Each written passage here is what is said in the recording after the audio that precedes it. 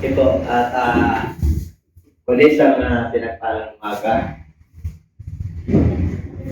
Kung titignan po natin yung ating sitas na binasa at hindi mo babasahin ang makuha niya, maliligaw ka. Kasi sabi ko riyan, kung sa buhay na to, ang ating pag-asa lang ay kay Kristo, tayo na yung pinakakawawang nilalang. Yan yung pinaglalaban ng mayroong isang religious organization. Yan po, kawawa raw tayo pag tayo na kay Kristo. Oh, at saya-saya po nila. Sabado, nakapayo po yan. Pero kung hindi mo babasahin mula umpisa hanggang sa wakas, kawawa ka talaga. Yan ang papag-aralan natin. And my preaching this morning is entitled Consequences of Denying Resurrection. Consequences of Denying Resurrection. Ang magiging resulta kung tayo po ay hindi naniniwala sa pagkabuhay na muli. Okay, isa-isahin po natin. 1 Corinthians 15, 1-4. Lagi nating binabasa po yan. Okay. Tagalogin na lang natin. Kaya nga mga kapatid, ito ang pinapangaral ko sa inyo. Ano yan? Palibasa.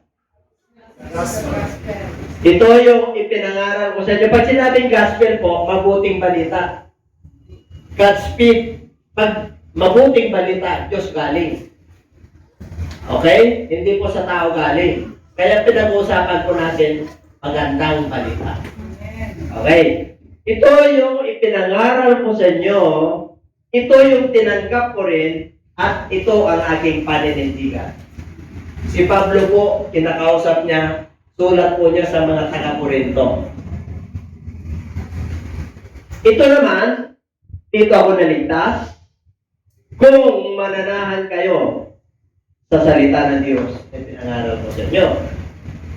Ito yung pinangaral ko. Maliban na lang kung ang inyong pananampalataya ay walang kapuluhan. Makinig kayo. Pag hindi ka naniwala sa mabuting balita, ang iyong pananampalataya ay wala kapuluhan. Kaya mapapansin nyo, napakarami pong mga nangangarap. Iba-iba't pananaw. Okay, maganda po yan. Nangangaral lahat para sinasala ng Diyos yung righteous, sinasala ng Diyos yung kapanalan. Kasi hindi pwede sa ating Panginoon na yes to the word and yes to the Lord. Banal ang Diyos. Amen? Banal ang Diyos. Perfecto ang Diyos. Bagamat hindi tayo banal, nais ng Lord na tayo po ay magpakabanal. Kasi banal po siya. Mga viewers, banal ang Diyos. Ang Diyos ay perfecto. Kaya tayo po ay habang tayo po ay sumusunod sa Diyos, nagiging perfect tayo sa harapan ng Lord. Kaya pag hindi ka maniwala dyan, paniwala ang inyong pananampalataya. 3. Ito ang ipinangaral ko sa inyo. Diniliver ko sa inyo to. Una raw, ano raw yung una? Ito rin yung tinanggap niya. Dito rin siya naligtas na si Kristo ay para sa ayon sa kasulatan. Okay. Tatlo po yung papag-aralan natin. Sunod. At siya ay inilibing at siya ay nabuhay na muli sa pangatlong araw ayon sa kasulatan. Pinaka-main subject natin is namatay ayon sa kasulatan, inilibing ayon sa kasulatan, nabuhay na muli sa katlong araw ayon sa kasulatan. Ganyan kahalaga yung mabuting balita. 5. Nagpakita siya kay Pedro. Si Pedro yan. At sa mga 11. 11 kasi wala na si Judas dyan eh. Bakit 12? Kasi si Apostol Pablo po, after 30 years, na-encounter niya natin. Amen? 12 apostolos ng ating Panginoon. Yung 11 na kanya pinili ay para sa mga Hudyo. Yung pang-12 si Pablo, para sa mga Hudyo at para sa mga Hintil. Maliwanag po, palapakan natin ang ating Panginoon. Saan ba siya nagpakita? 500 brethren at once nung kapanahunan niya. And yung iba sa buhay ngayon at yung iba ay natutulog. Patay na yan. Kaya lagi ko sinasabi rito sa preaching ko, ang mga mananampalataya ay hindi namamatay, natutulog. Patay yung kanyang physical, pero yung soul niya tulog. Yung espiritu ng Diyos, bumalik sa Diyos kasi patay na siya. Tatlo lang naman ang pupuntahan ng yung katawan ng tao, yung components ng tao, ay tatlo, pag namatay. Ito, babalik sa alabok, mabubulok sa libingan. Pag-appointment mo na kay Lord, kukunin niya ng espiritu niya kasi kaya meron kang buhay. Kaya hiningahan ka ng Lord. Genesis chapter 2 verse 7. Lahat tayo ay may nakataktak. May appointment tayong lahat. Kahit na ikaw yung pinakamayaman, kahit na specialist na pa yung doktor mo, kung appointment mo na kay Lord, wala kang magagawa. Kasi, pansamantala lang yun, pinahiram niya yung espiritu niya. Kaya may hininga tayong lahat. Pero pag appointment mo na, wala ka na magagawa dyan. Amen? Ngayon, ang naiwan yung kaluluwa, yun yung hatulan.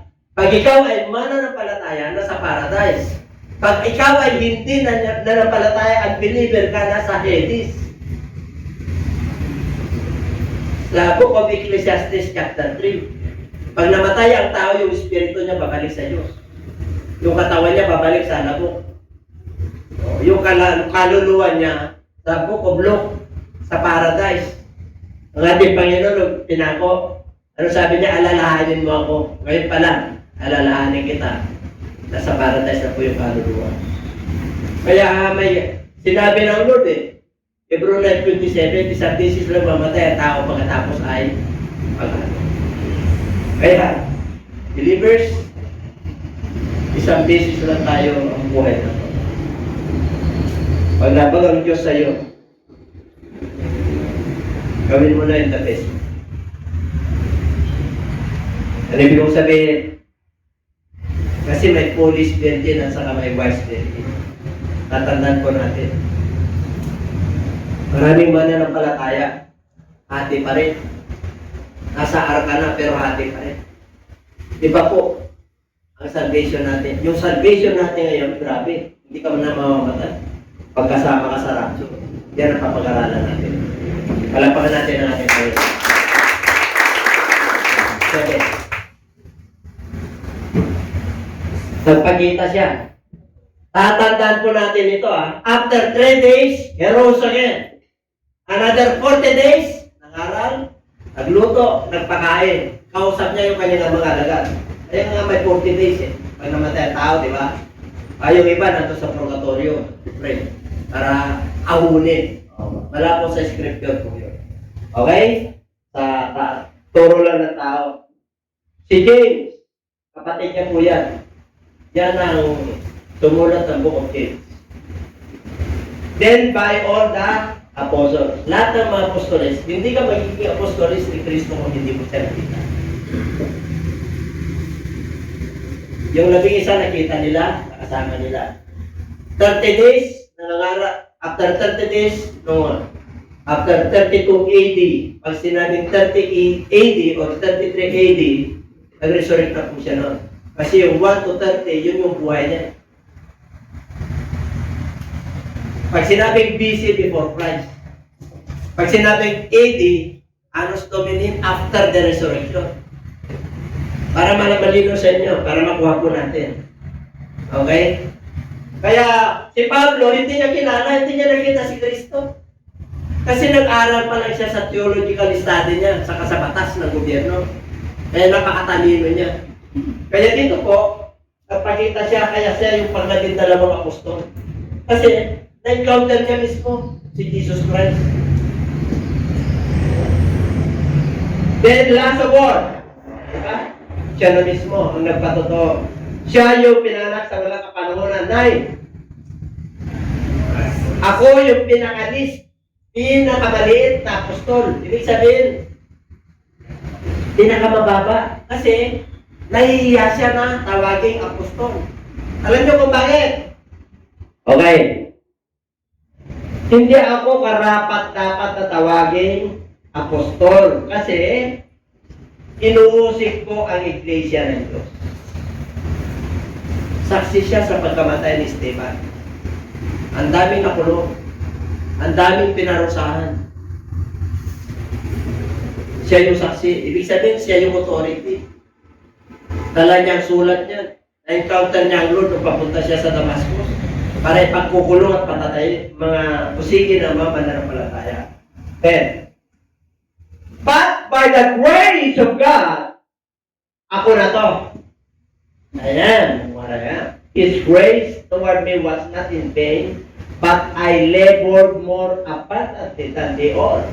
Yet the time, but the grace of God which was within me. Sabi niya, ako yung least na apostolic. Pero sabi niya, nag-labored ako sa inyo. Ano daw? More. Abundantly. Kahit sino. Pero hindi na ako rito. Bakit? Yung biyaya ng Diyos na sa akin. Kaya sinasabi ni Apostol Pablo, to live in Christ is to die, is gain. Nang mabuhay kay Kristo, ang kamatayan ay paghinabang.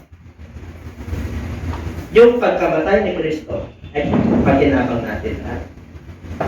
Yung pagkalibing kay Kristo ay mabuting panita. At tatalakayin ko yung resurrection. The consequences of denying the resurrection of Christ. And everybody say amen. Amen. Kayo ba'y nakahanda na? Amen. Handa-handa na talaga? Amen. Okay, palakpakan natin ang Diyos. Hallelujah! Okay, may mga consequences yan. Kaya marami talagang hindi naniniwala na si Jesus Christ ay nag-resurrect. Binasa natin yun isa-isa. Hindi pa kasama si Mary Magdalene dyan. Hindi pa kasama yung mga 11 dyan. Ang naunang pinagkatata niya si Mary Magdalene. Doon sa Matthew chapter 28 verse 1. Okay? Maaga-maaga. Sabat din kinabukasan. Sabat din sa kanila, sabat doon. Pero yung kinabukasan, unang araw ng linggo, si Mary Magdalene. Siya ang unang bumisita sa puntod ni Kristo. Pagdating niya roon, anong hinahanap mo rito? Sabi na lang niya. Wala na rito. Wala na rito sa kanyang libingan. Alam niyo yung libingan niya? Walang makakakalaw. Ang dami sundalo, tinatakan ng singsing ng hari. Nawala. Kaya ang sabi ng mga sundalo, nawala. Nagkaroon ng pagtag dito, nawala. Hinahanap nila, nawala. Kaya nireport nila sa mga sacerdote, sa mga priest, kung ano gagawin nila kasi mas matindi yung gagawin. At yung mga tao ay akusahan ko sila. Kaya sabi niya, sige, sabihin nyo na lang, sa lapit, meron ng under the table nun eh. Sabihin nyo na ninakaw yung bangkay ni Kristo. Yun ang i-report nyo sa kanila para hindi tayo magkaroon ng problema. Kaya di ba may mga turo na ganyan, ninakaw lang. Pinagpakita ng dami. Kitang-kita siya eh. After 30 years, nakita niya si Pablo. Nakasalubong niya. Merong liwanag na napakaliwanag. Kaya nabulag si Pablo na 3 araw. Pero nung nakuha niya yung gospel, yung mabuting balita, yung kamatayan, yung burial, at saka yung resurrection, si Apostol Pablo nag-resurrect eh. Yung kanyang natural man na patay ay nabuhay nung na-encounter niya ng ating Panginoon. May ganun din tayo, maraming patay na naglalakad yan. Physically buhay. huminga, pero spiritually patay. Tingnan natin. Number 1, our preaching is in vain. Pag hindi ka naniniwala sa resurrection ni Lord, ang pangangaral natin ay baliwala. Empty. Sa ibang version ko yan. Empty. Baliwala. Huwag ka nang mangaral. Kasi hindi na nang mag-resurrect si Lord eh. Pangalawa, and if Christ is not arisen, then our preaching is in vain or empty. And your faith is also dalawa yan. Pag hindi ka kung ang paniniwala mo ay namatay lang si Kristo, inilibing si Kristo, ang pangangaral mo ay baliwala. At ang pananampalataya mo ay walang kabuluhan. Number 3. 1 Corinthians 15:15, pakibasa ng malakas. Yes, and we are found false witnesses of God, because we have testified to God that He raised up Christ, whom He did not raise up, in fact, led to that Christ. We are found false witnesses of God.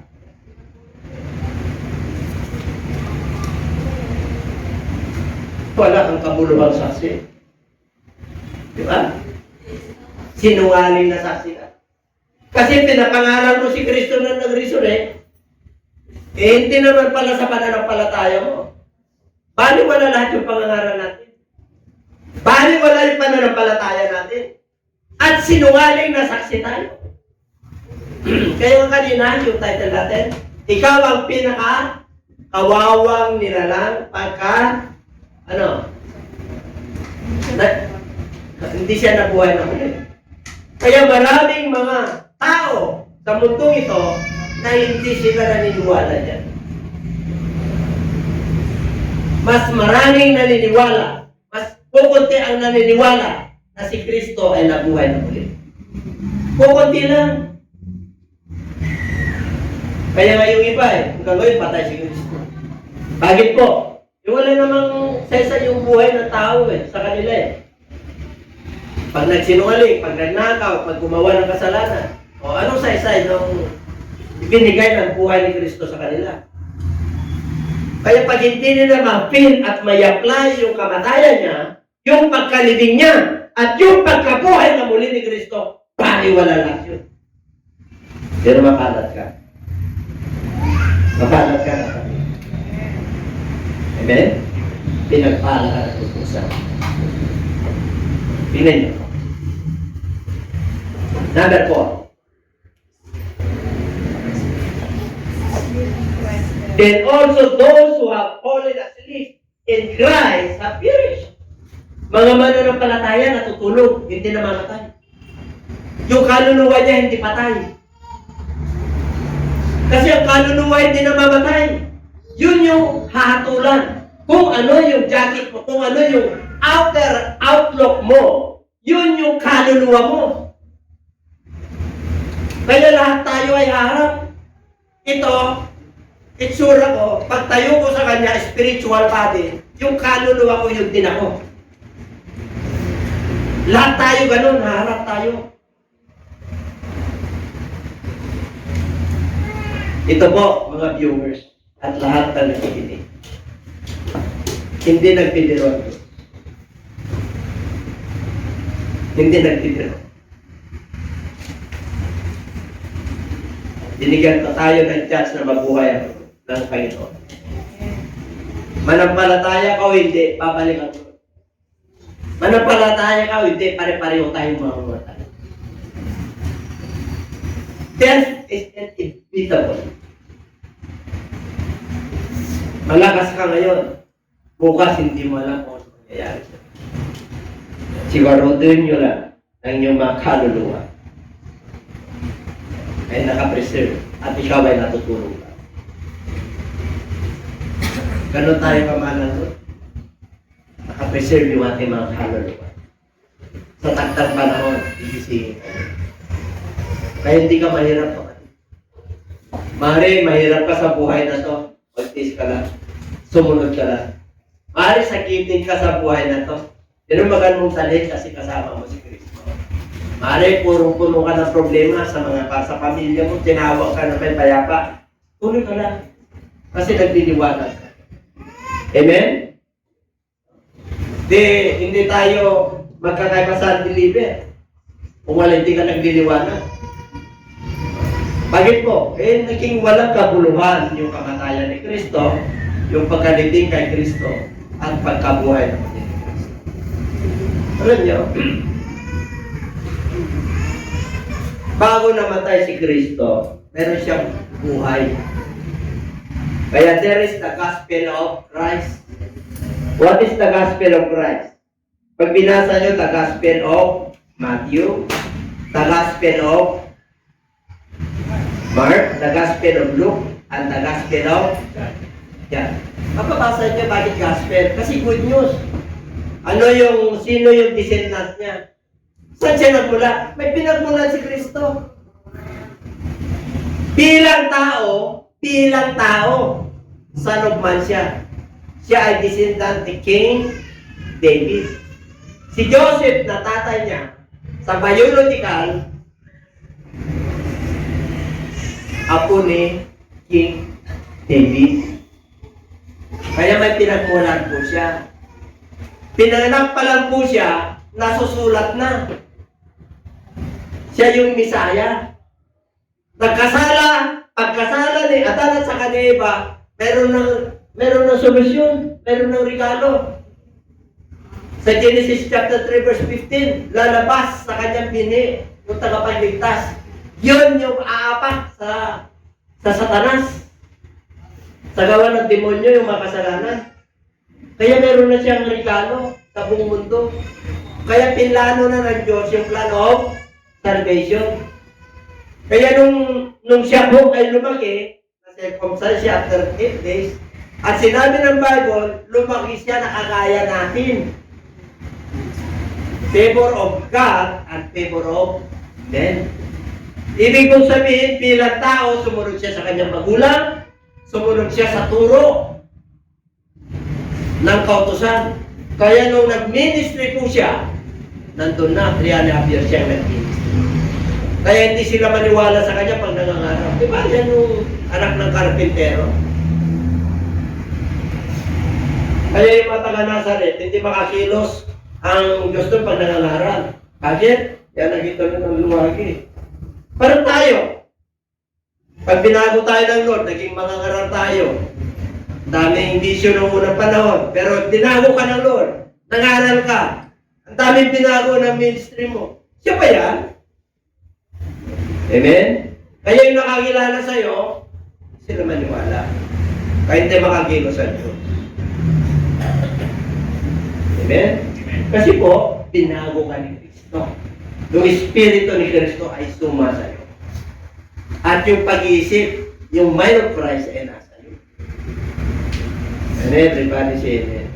Kasi po, nagkaroon ng bisa yung buhay ni Kristo, yung kamatayan niya, yung pagkalibing sa Kanya, at yung pagkabuhay na muli niya. Sumunod ka kasi sa'yo. Kaya pinagpala na kayo. Hindi, yung una. Yung mga nauna na sa atin, na mananampalataya, natutulog lang. Wala yung kanilang kamatayan, mamamatay na lang sila kung hindi nag-resurrect si Christ. Hindi rin sila magre-resurrect. Huwag kayong mangaral na may resurrection. Kasi walang kabuluhan pala eh. Kasi kawawa ka pala eh. Sabi mo sa katabi, hindi ka kawawa. Yung mga ibang sekta, kawawa ka raw. May kilala ko. Ka-associate namin. Pag nagpipray kami, nakadilat ka. Doon siya. Walang Christmas dyan, walang ano. Walang happy dyan. Ang sama ng ugali. Sa mga ano, hindi sila participate. Yung ano, Philippine flag. Kasi ang mamatay ng dahil sa'yo. transfusion of blood. Kahit na mamatay. Kasi yun ang kanilang paniniwala. Hindi pwede magsundalo. At ang langit nandito. At hindi mo, di ba? Ilang beses na sinabi ng pastor na damating na si Kristo. 1800 pa, 1900 pa. Hanggang ngayon, damating na rin. Ingat! Pinag-iingat tayo ng Lord. And everybody say amen. Amen. Oh, sinabi na ng Lord, inisa-isa niya na nung nabuhay siya. Ano yung ayaw niya eh. Oh. Kaya bumaba ang Diyos eh, para mangaral eh. Hanggang ngayon, pinagtatalunan pa kung saan yung ama eh. Kung sino yung ama eh. Kita niya na.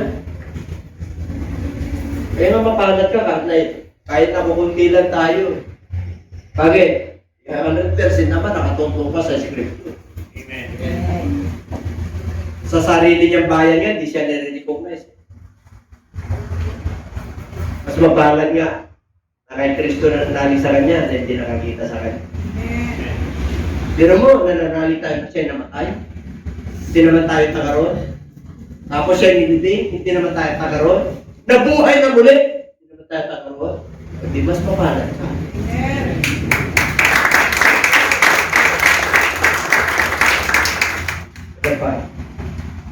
Christ did not resurrect. We are men of most miserable. Tingnan mo. Basahin natin. If in this life only, ito yung title natin. We have hope in Christ. We are of all men the most pitiable. Okay, bakit po? Kasi, yan po, ang sabi niya, hindi kasi siya nag-resurrect. Pero, ito na. Ano yung ito na? But now, Christ is risen. Kaya yung pangangaral natin ay may kabuluhan. Yung paglilingkod natin ay may kabuluhan. Kasi hindi lang siya namatay, hindi lang siya nilibing, kundi siya ay nabuhay na muli. Tingnan niyo. But now, Christ is risen from the dead and has become the first fruit of those who have fallen. Sino na yung first fruit? Si Jesus Christ. Kaya yung mga kapatiran natin na nauna na, natutulog lang sila. Kasi may alay na. Amen? Nag-resurrect kasi siya eh. Kaya mananampalataya. Pati paglilingkod natin at pagpuri natin, dapat buhay. Kasi buhay yung ating Diyos. Kaya sinabi niya po yan sa Romans chapter 12. I appeal to you, my brethren, by the mercies of God, present your body a living sacrifice unto the Lord, for this is your reasonable service. Ano daw? Ialay natin yung ating katawan na buhay. Pagdating mo pa lang sa templo, abay, buhay na buhay ka dapat. Amen? Iwan mo lang yung problema mo sa labas. Eh kung yung problema mo nandito pa hanggang ngayon, abay, kailangan mo na puspusin ka ng banal na Espiritu. The resurrection power of Christ. Kasi pag puspus ka, ang mga problema ay nasa paa, hindi nasa ulo. Ang solusyon dyan, kapuspusan ng banal na Espiritu. Kahit na tayo po ay may pinagdadaan, pwede kang umitin. Magaan tayo. Kasi buhay si Kristo sa iyong buhay. Hindi siya patay. Yung iba, nananatiling patay si Kristo. Kaya dami problema. Nakinig ako nun dyan, nagsisi ako, pero pareho rin. Baka natuto ka lang sa kamatayan ni Kristo. Kaya patay din. Hanggang ngayon, yung pananampalataya mo. O, nandito na ako kasi hinahanap ko yung liwanag. Yan kaya nga nilibing si Kristo eh. Spirit of Christ. Bakit? Saan pumunta si Kristo? Nung namatay. Kala nyo na natili siya ron? Hindi po. Hanggang sa sinabi, sa bottomless pit. Yung kadiliman, Oh, akala ng demonyo, nag-victory na siya. Oh, mga demonyo ito, satanikista. Oh, patay yung Diyos nila. Oh, patay, nagbubunyi sila. Celebration. Oh, anong ginawa ng ating Panginoon? After 3 days, nabiglang demonyo. Uy, nabuhay.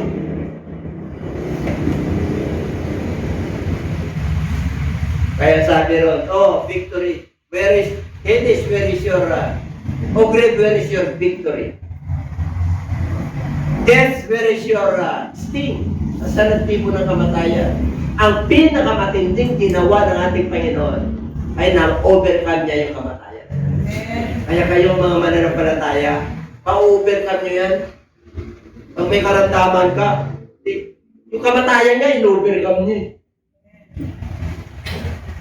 Yung bulsa mo pa, hindi mo kayang i-overcome. Di ba? Oh, problema ko, trabaho ko. Saan ako kukuha ng pag-quiz? Saan ako kukuha ng... Oh, hindi mo kayo napapulan ng ilaw. Pero yung problema mo, tagal na, pare-pareho na. Pero pag nakailod ka, papasalamat ka. Salamat ko. Ikaw, kasi hindi mo maano yung reklamo. Kasi nananali ka kay Kristo. The just shall live. We walk by faith and not by sight. Kaya kung wala kang pera, pagkasyahin ko. True, mabaho naman ako. Ginawa ko naman yung tapat kong gawin. Sabi ng Lord, bigay niyo sa akin yung iyong kabigatan. Sinusulo niyo kasi. Pag mananampalataya kay Kristo, huwag mong suluhin. The battle is not yours. Ang labanan dito, hindi sa'yo. Sinasamahan ka nito. Ang daming pabor sa atin. Sabi niya, lumapit kayong lahat, kayong nabibigatan lupa. Amen? Hallelujah. Woo! Ano pa? Ito na. Bakit ang mga tao ay hindi matanggap-tanggap? Because man is natural. It is soul, a natural body. It is raised a spiritual body. There is a natural body and there is a spiritual body. The first Adam, nagkasala, galing sa labok. The second Adam, galing sa langit. Si Jesus Christ, galing sa langit. Sino nanay niya? Virgin Mary. O, sino nagbuntis siya sa pamagitan ng Holy Spirit? Galing sa langit. Kaya sabi niya, galing ako sa langit. Kaya pag nangangaral po siya, ilalapit niya yung parable sa tao para maintindihan nila. Kasi galing siya sa langit. Kaya yung mga lagad niya, naintindihan niyo ba? Dapat maintindihan niyo to. Kasi, alagad po kayo. Eh, like sinasabi na doon, hanggang ngayon, pinagtitisan po kayo. Bakit po? Ang tingin nila kay Kristo, tao din noong kanilang kapanahonan kasi nasa kasama lang eh. Kasi ang Diyos ay hindi nakikita. Ang may kilala sa Diyos, si Kristo lang, wala nang iba. Ang may kakilala sa Ama, si Kristo lang, wala nang iba. Bakit? Nung nagmi-ministry siya rito, larawan siya ng Diyos na hindi nakikita. Kaya hindi namatay yung mga alagaan. Nag-resurrect na siya, nandun na sa trono niya. Gusto niyo magkita si Kristo? Ha? Wala ka na rito. Kasi Diyos yan. Everybody say amen. Amen. Oh. Meron ka naman panaginip na kung ano, pero di magpapakita sa iyo si Kristo. Magpapakita yon pag narapyo ka, face to face.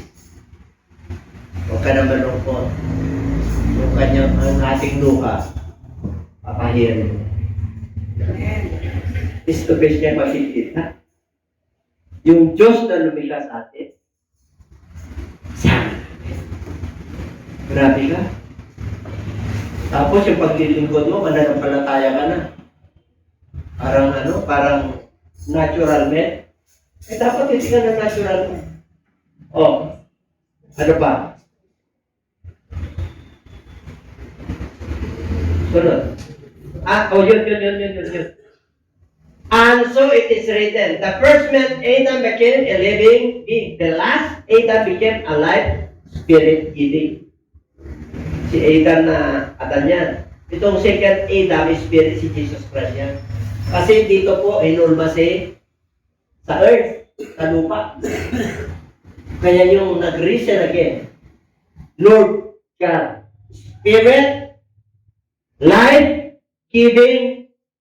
Ibig sabihin buhay ka. Pare-pareho tayo na hininga ng Lord. Yung mga believer, pare-pareho tayo. Soul, body, and spirit, pare-pareho tayo. Ang pagkakaiba lang natin, nanalig tayo kay Kristo. Kaya mayroon na tayong buhay. Iba yung life-giving spirit, hindi na nabubulok. Tingnan nyo. Pakibasa? Okay. But this is the mystery. Sinabing mystery. Ano yan? Umiwik yan. O kaya yung araw ng patay. Diba may hiwaga? Haunted house. Hiwaga yan. Sino nakatira rin? Hindi naman hiwaga ng iba. May hiwaga. Pati pag-asawa may hiwaga eh. Sinabi ron sa Ephesians chapter 5 verse 20, hiwaga ng pag-asawa. Kaya pag wala ka sa Lord sa pagpapamilya, may napang ka. Kaya kayong mga binatat talaga, kailangan ang kapartner nyo, kapwa nyo mananampalataya. Kailangan, kasi may batas tayo eh. May batas na pag hindi kayo nagkaintindihan, pwede nyo na ang dahilan ng at saka may batas din. Sa panahon natin ngayon, ano yung batas? Ang pwedeng ikakasal ay lalaki at babae. May batas ba tayo ng lalaki at lalaki? Babae at babae. Pero sinusulong na. Isinusulong na. Pagpay natin yan. Nakakatakot, diba? Pero huwag ka matakot. Kasi mananampalataya ka eh. Amen? Sudden change. Ano ba itong sudden change? Yung biglang pagbabago. Ay, grabe. Yung pang lasinggo ka tapos hindi ka na lasinggo ngayon. Di ba? Yung mag-smoker ka tapos hindi ka, di ba nagkukuha ako ka ngayon, diba? Kaya hindi na. Kaya, sudden, ay, iwaga nga eh. Itong mga kala nila nagbibiro ang Diyos eh. Ang Diyos ay Diyos. Seryoso ang Diyos. Yung bakla, magiging lalaki. Yung lalaki naging bakla, babalik sa pagkalalaki. Yung babae na naging tomboy, babalik sa kasi sudden change eh. Kasi espiritu po yan eh. Nagtataka kayo, bakit dumarami po yung ganyan? Hindi naman sila nagpo-produce. Alam naman na mag-produce yung lalaki sa lalaki at babae sa babae. Bakit sila dumarami? Espiritu, hawa-hawa. Kaya, pagka may kaibigan ka na gano'n, kaibiganin mo. Ito mo ba yung gusto?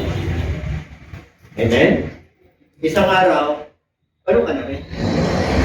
Kahit na gano'n ka kamacho, kahit na hindi bagay sa'yo. Yung mga iba, ang lalaki nila. Hindi bagay nga eh. Amen? Walang pinapagaya yung espiritu na yan. Mataba ka, kain ka, ano ka, magaling ka, ang kagaling. Mga ano yan, ang galing dumiskarte sa buhay. Pinahintulutan ng Diyos yan para sa kanila rin.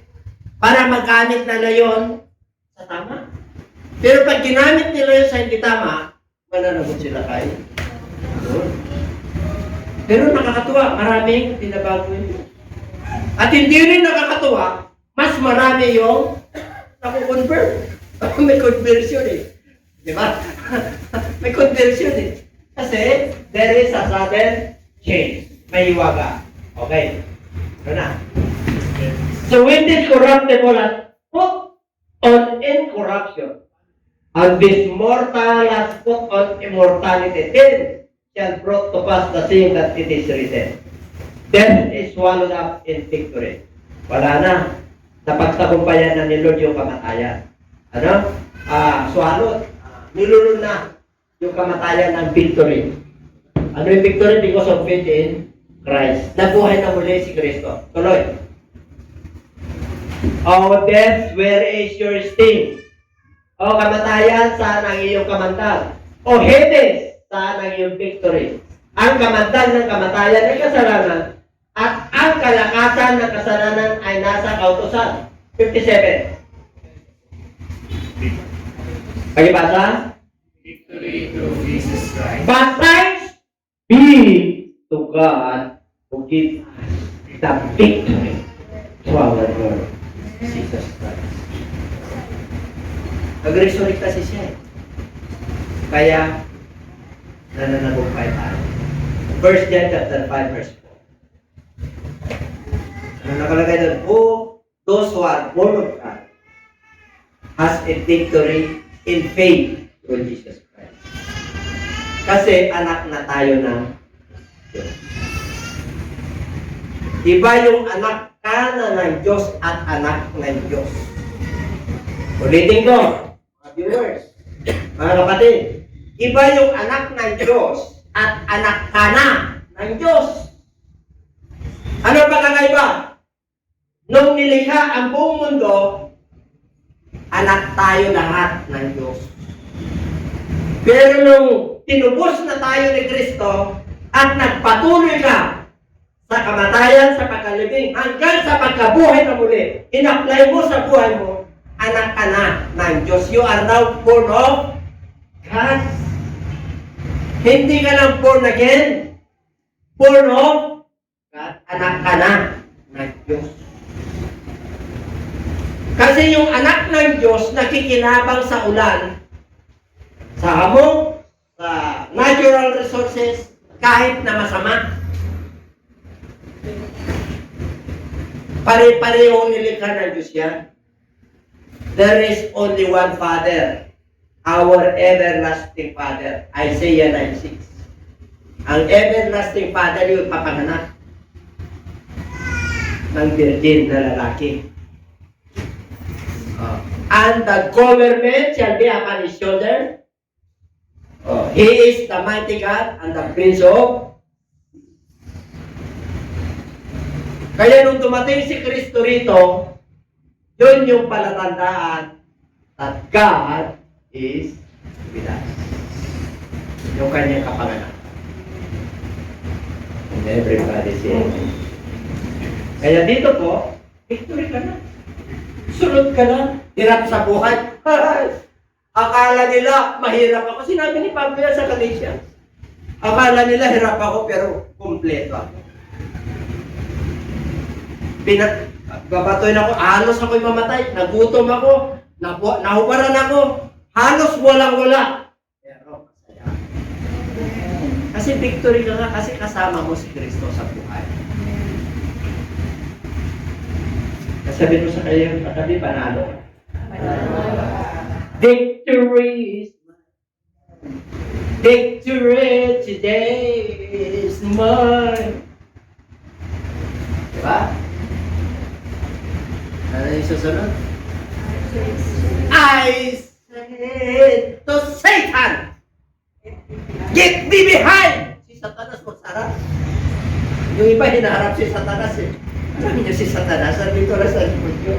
Dapat sa harap niya si Kristo. Amen. Kasi pag nasa harap niya si Kristo, ay pag nakita ni Satanas yan, backward si Satanas. Eh, ang problema, dalawa. Si Kristo at si Satanas nandyan. No. Pareho timbang. Pareho timbangan. Yung bra, kung sa Diyos ka, Diyos ka. Sinabi yan sa Matthew chapter 6. You cannot serve too much. Either you love the other or you hate the other. There is only one master. That is our God, our Jesus Christ. You have the victory. if He is your Master. He is your Lord. He is your God. I'm willing to obey what He says and what He commanded. Magpasalamat tayo sa Diyos. Binigyan tayo ng tagumpay sa pamagitan ni Jesucristo. Kaya bilang mananampalataya, dapat nakakibang si Kristo sa puso natin, sa isip natin, yung kanyang instruction nandito sa bibig. Dito sa bibig natin ay labi isip. Tama yung bibig ka, di ba? Bunganga mouth, di ba? Ano bang mas maganda sa bunganga? Bibig. Bibig. Kasi labi, lips. Bibig pala, bibig. Dapat yung salita ng Diyos nandito sa bibig. Pag binitiwan natin, talagang hindi sumisigaw. Talagang nararamdaman nila na kasama natin. Amen? Kasi yung anointing nandun, yung pagsunod, pag nasunod mo, talagang pagka nagsalita ka, akala mo wala lang, mamaya iyak na yung kausap mo. Gagaling talaga yung kausap mo. Amen? Yung bulsa niya, maganda yung bulsa gagaling. Sino gustong gagaling ang bulsa nito? Amen. Taas yung kamay niyo. Kung alagaan yung iba ako nakataas na kagad Alam nyo, nakasumsi kagad yung bulsa ko Sinabi na Lord dyan sa Book of Bagay, consider the ways of God. Ang gaganda ng bahay ninyo. Pero, iniiwanan niyo yung bahay ninyo. Kasi sa Old Testament talagang bahay na templo. Kasi ang kakara ng bahay ng anak ng Diyos Tapos iniiwanan nila yung templo para utay-utay. Kaya sabi niya, kaya kayo, marami kayong pera. Kahit na kayo ay magpalaban o mag-jacket ng pangginaw, hindi kayo nainitan. Kahit nakakain kayo ng kakain na masasarap, hindi kayo nabubusog. Ay, ibig sabihin, hindi nyo nalalasahan. Meron kayong pera parang puslong butas. Hindi nyo nararamdaman yung value. Meron bang ganyan? Hindi nyo nararamdaman yung halaga ng blessing ng Lord. Ang nararamdaman nyo yan? Oh Lord, yung hininga ko. Panginoon, yung kalusugan ko. Panginoon, yung hanap buhay ko. Na-appreciate nyo. Panahon yung misis ko. Basahin natin. Ito na. Therefore, kaya nga, mga kapatid, be steadfast, magpakatatag, huwag matitinag, laging sumasagana sa gawain ng Diyos. Alam nyo na ang iyong pagpapagal ay hindi mawawala ng kabuluhan sa iyo. Apat yun. Dinig kayo. Kaya nga mga kapatid, matatag ka ba? Matatag ka ba? Kayong nakakalam. Kayong nakakalam. Gusto mo tumatag? Kailangan yung resurrection power ng Lord nasa iyo. O kita mo, pati yung silya natutumba. Nagko-confirm ang Lord. Huwag kang matitina kahit na may bagyo, kahit na may sakit, kahit na may kahirapan, kahit na may virus, kahit na may gera pa. Matitina ka ba? Ha? Pare, nandiyan na yung mga parko sa Subic, sa Aeroplano sa Isabela. May gera na sa Taiwan sa 2025. Probinsya lang ng China yan. Kukunin na yan sa 2025. Kaya, nag-prepare na to. Ang Taiwan po, sa Cagayan, malapit lang. Kaya nga nandun na yung mga yung mga nagpupundo na yung apat na dyan sa Cagayan, sa nandun na. Preparation. Huwag kang matitinag. Huwag kang mauuga. Pero ang gagawin mo ay sa kabila ng kanyang pangyayari. Sakana ka sa gawain. Meron tayong kapatiran na may gumaling siya sa Ganun ang pananampalataya. Di ba? Pagka may ulcer ka, pag hindi na, ang fasting namin sa Bulinaw, 3 days and 3 nights. Take note, 3 days and 3 nights. Ang fasting natin dito, 3 days lang. Alas 6 ng umaga hanggang alas 6 ng gabi. Doon, 1 day talaga. Mas yung the whole day. Gumaling siya. Hindi.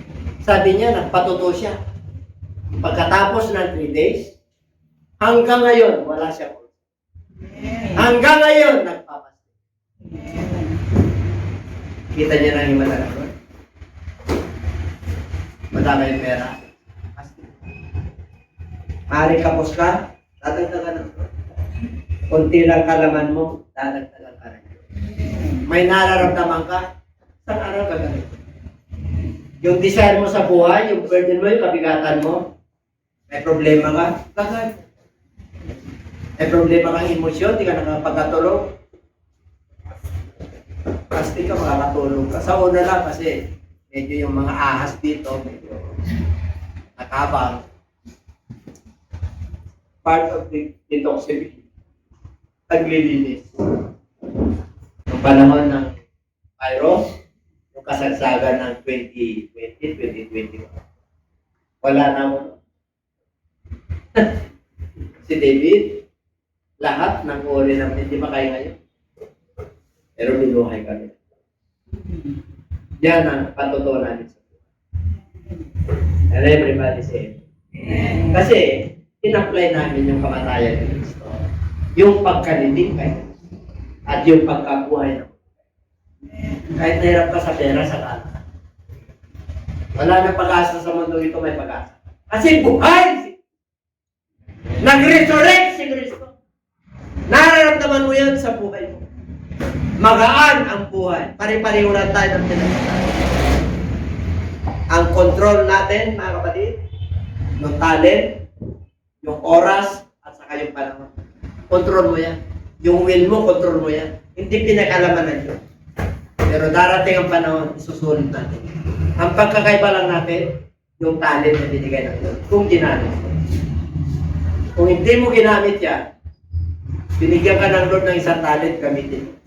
Binigyan ka ng 2, gamitin mo para mag 100%. Kaya 5, gamitin mo para mapagpala ka. Kaya sabi ng Lord, alam mo na ang iyong pagpapagal ay hindi mawala. So, purihin ng Diyos mga kapatid, palapakan natin ang Diyos. Mag-celebrate tayo.